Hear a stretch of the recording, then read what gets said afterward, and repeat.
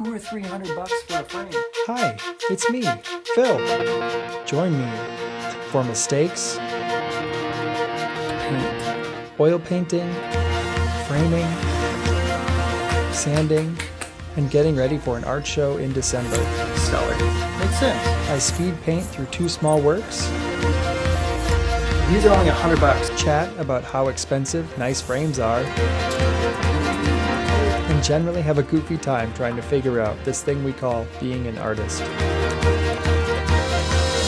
Welcome to my channel.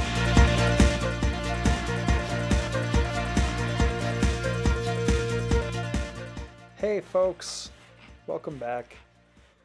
I have been so busy preparing for a show. It's coming up in late November through all of December, and it's a Tiny Works show. I've been working on little paintings 10 inches by 10 inches. It's been a lot of fun. This whole week I've been just framing, painting the frames, sanding them, finishing them, gluing them up, all the things. And I'll be honest, I am utterly exhausted this week. It's coming along.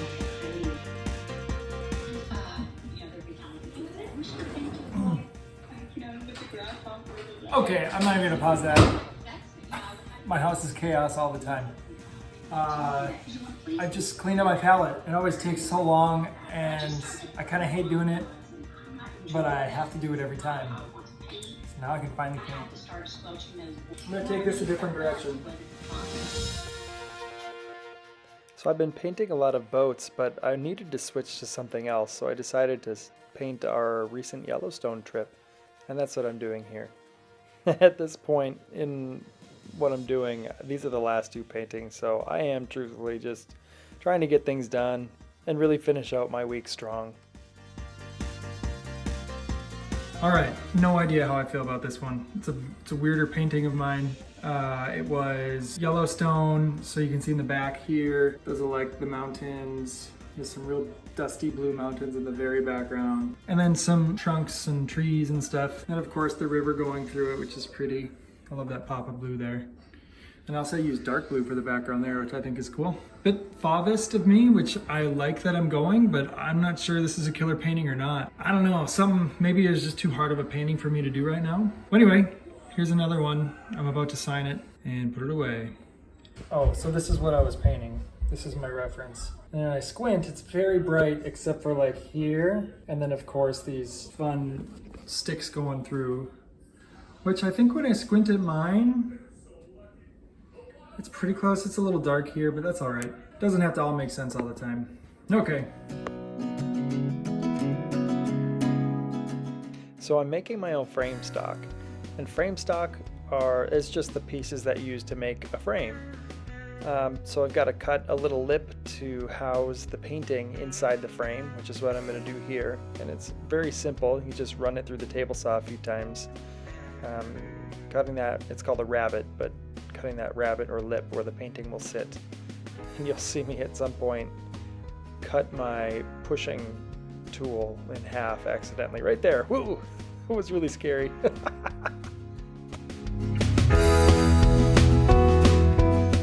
So what I do is I just take a 2x4 and I rip it down to maybe like 3/4 inch by 3/4 inch or something like that for smaller frames. And then from there you cut the lip. So right now I'm adjusting the table saw height, the blade height, so I don't go all the way through the wood, and kind of where I want that lip to sit on these pieces here. And each piece is kind of custom in a way. I mean, not really, but I'm also truing up the side. You got to do that too. You got to make sure the sides are square and nice. If you know 2x4s, they have that rounded corner sometimes, so you got to take that off also. That yellow tool I'm using is awesome, and it has saved me so many times. It's a great tool and gives me a lot of confidence using a table saw. Here we go. You can see I'm kind of starting to make that lip. And I'll just make multiple passes. And I've got a couple different pieces I'm working with at the same time. And I'm just going to make it a little bit wider pass.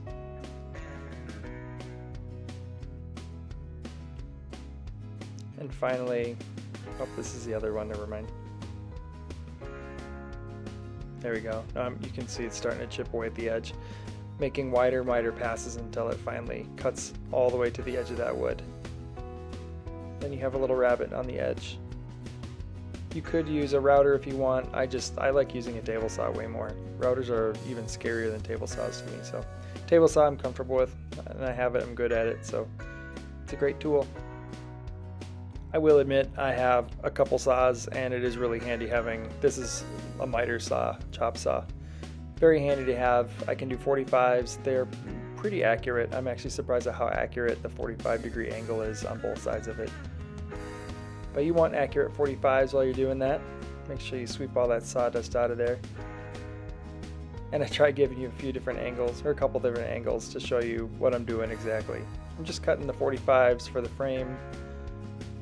And I had to make 15 frames. I think I split it up into a couple days, so maybe 7 or 8 on each day.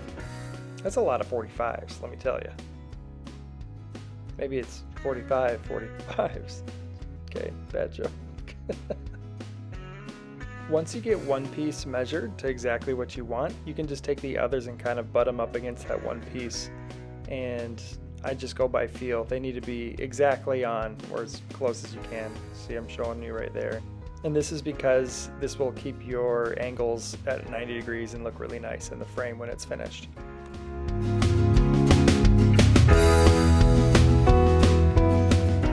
Hello, I'm painting. Check these bad boys out. Ooh, they are dusty. Where's the camera? There. And I'm just gonna paint with all the dust. I tried vacuuming them and I was like, this is dumb. All right, my paint didn't harden. It's looking a little goopy. This is called white paint. And I'm gonna paint these frames. Just like this. And I'm hopefully gonna get it done really fast. I found a trick with this. You can kind of paint, you paint except right here.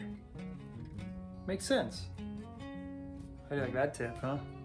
I'm preparing for a show called the Tiny Works Show. It's at the Burl Gallery, which I'm excited to show there. I've never shown there before. When I started this painting thing, actually not when I started, I joined a class from an artist named Josie Lewis, and she's a pretty well-known Minnesota artist, but I was to say Twin Cities artist, but Minnesota, yeah.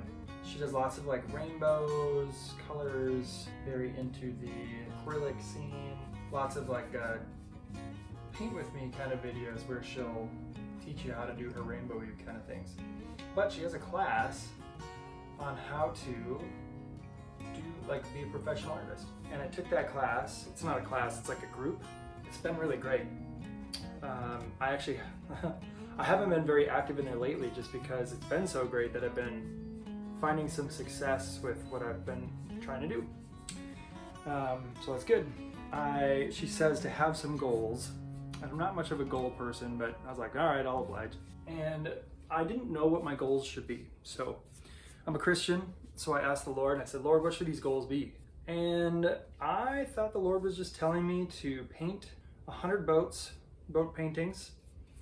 And he wasn't specific, but I knew right away what he meant, because that's kind of how the Holy Spirit seems to work. He meant anything having to do with boats. It doesn't have to be just a boat. It can just be about boats, can be about boat life, can be about like the motor of a boat. It can be a landscape with the idea of a boat, whatever I want with boats. And I've been working on that goal, and I thought it would go faster than it did, but that's okay. I'm still kind of chugging that goal out. The other goal was to get into a gallery this year. And I wasn't sure what that goal really meant because I wasn't sure how that was going to play out. So I prayed for it, I asked for it. Here I am getting ready to put my work into a gallery show. And it's not a permanent residence at this gallery where I've been like invited, which is kind of what I was hoping for that prayer, but it was still an answer, and I am going into a gallery. I'm at the Burl Tiny Works show, and they want all the paintings to be ready to go. I could have done a lot cheaper and a lot quicker, but I really care about this, so I'm taking my time, putting out some good stuff. One thing I don't like about the show is it can only be $100 or less, which I think people will like because, you know, what consumer doesn't like cheaper stuff? But I, as an artist, you know, my work, I went the biggest I could. which was 10 inches. It's a 12-inch max. So I could have done a 12-inch painting and figured something else out for framing, but I wanted to frame them. I wanted them to look really nice, stellar. I decided to make a bunch of frames, as killer of a job as I could. I don't know if you can see my technique here. I found that I made these pottery shelving units a long time ago, and they have these little like weird shelf things, so I can just actually do this frequently when I'm making frames. I just hang it right on there, and I can get the inside here, I can get the inside where I need it to be, and all that good stuff. So, okay, I kind of forgot where I was here. How much it costs per painting is very low, and my price is a bit higher than their highest price that they're willing to sell this work at. But I thought, you know, I'm still getting out there, obviously. How I do my pricing is I take the length plus the width, and then I times that by 12. Why 12? It just made sense when I was painting really, really big work, and I've just stuck with it, and it's worked. It makes sense for my work. Compared to where I'm at with other artists of my skill level, I am cheaper, way cheaper than they are. Which is good. You know, I want to be not inexpensive, but I want to be a value pick right now because I'm newer. And I think that just makes sense for where I'm at. Anyway, these are only $100. Artist made frames, these cute little pictures. I've got 15, I think, of them that are going into the show. You know, $100, unfortunately, only half of that goes to me. The other half goes to the gallery, but that's kind of how it works. Of course, I hope that they all sell. I'm really hopeful that they do. Like, I'm hopeful that people see the quality that is going into not only these really great, I think I'm putting out some really great work at this show, and on top of that, to have like a super cool handmade frame, I think it'll be a great Christmas present for someone. So if you're interested, hit up the gallery, Burrow Gallery, if you're in the Twin Cities. I think the show starts maybe towards the end of November. But yeah, come check out my work. And the 70 other artists or whatever that are gonna be there, be pretty sweet. I made my own frame stock. You can kind of see it's got that little lip there to hold the piece in, and it'll be facing this way out. These are more of a rustic kind of frame, which I think fits the show and I think fits the work. Beautiful little 10 by 10 inch painting, and they'll be really set off really nicely in this little white pine frames. I didn't know my YouTube channel was gonna be so much about framing. I thought it'd be more about painting. I started it kind of in this time where I'm really prepping for some shows and whatnot. Frames, man, let me tell you, they're kind of the bane of all artists' existence. If you're a painter, they are annoying because you want your work to be beautiful, right? And you want all that hard work of making this beautiful painting and like all the work that's gone into where you're at right now as an artist and to show really nicely. And then you go, okay, I'll buy a nice frame, and you go look at the nice frames and they're like, I paint big, so I'm spending, that would be $200 or $300 for a frame. $200 or $300 for a frame. And because I have woodworking skills, I can't choke that down right now. Especially because I'm so new to being a painter that the funds that I need to put towards this are more towards supplies. I'm also scared. I'm kind of cheap, and I'm scared to spend a lot of money on it. So I know I've got a lot of skill with woodworking. I can make some really sweet frames, and these aren't that hard to make, but of course they take time. So the point is, okay, so the point of that is I don't think I've hit the point where like my time is worth more than making frames. I'm not sure when that will be. I do want to know when my time is worth more than making frames, because making frames isn't my favorite, but it sure saves a heck of a ton of money. Even these wood frames, if I found the cheapest, most awful version on Amazon, they were like $10 a frame still, and I did 15 frames. That's $150. It's a lot of time. These are nicer than those, and these will make a bigger impact, so it will set off my work better too. I don't know, might be a wash, we'll see. But part of the process too is I'm learning as I go. Maybe I'll find out, yeah, nothing sold, that was such a waste of time to make those frames or whatever. I should have just put the $150 in, did it, whatever. We'll see, we'll see.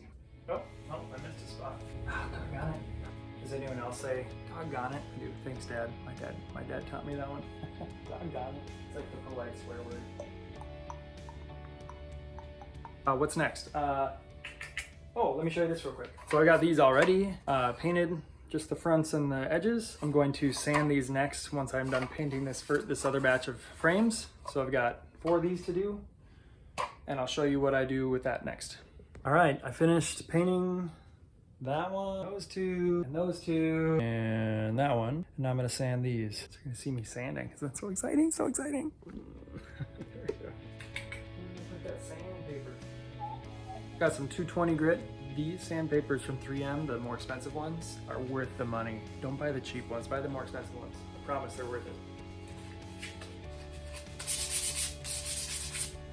Told you this is gonna be exciting. I am scuffing it. I'm taking a little of the shine away, and I'll show you what I'm going for. I made this a long time ago when I was a potter. We had like a wall, and I just decided to throw some of my own work up there to see if it'll sell. If it would sell at my work. It never did. But anyway, kind of the worn edge look.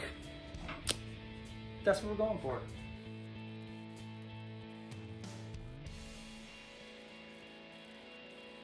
Can you see that? There you go. The contrast is pretty low right now, but I promise it's there. It looks nice. Looks worn, kind of like maybe it belongs on a boat or something.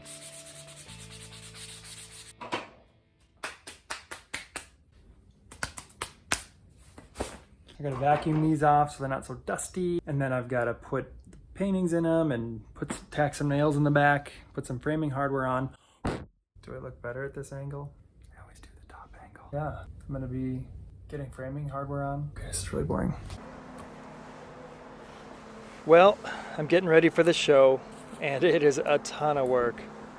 I don't know if you've ever gotten ready for a show before or not. I am still pretty unfamiliar with it. And putting any sort of amount of pictures into a show, I mean, it's a lot. It's not just one picture, it's not just 2 or 3. There's 15 different paintings. So you can see why making 15 different frames and 15 different paintings is a really big deal. It's a lot of work.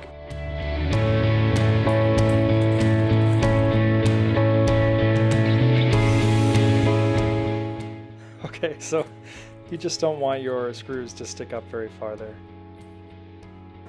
Well, as I was saying, it's a lot of work, and it's, you know, for 15 small paintings, it's almost the same amount of work as 15 big paintings. Yes, big paintings take a little bit longer, but small paintings take a surprising amount of time and effort. And you know, it's a smaller area to paint on. It's actually, maybe some would say, more difficult than a large painting.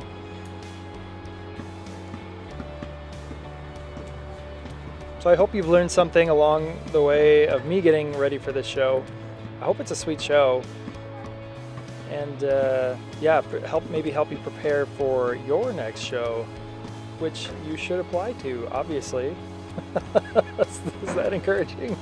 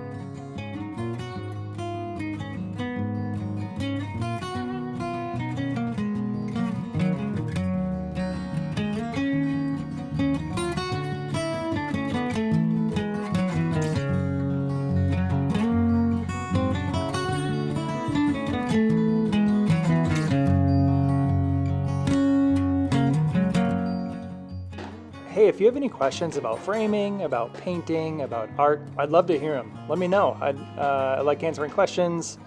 So put some comments in the comment area and let's chat away.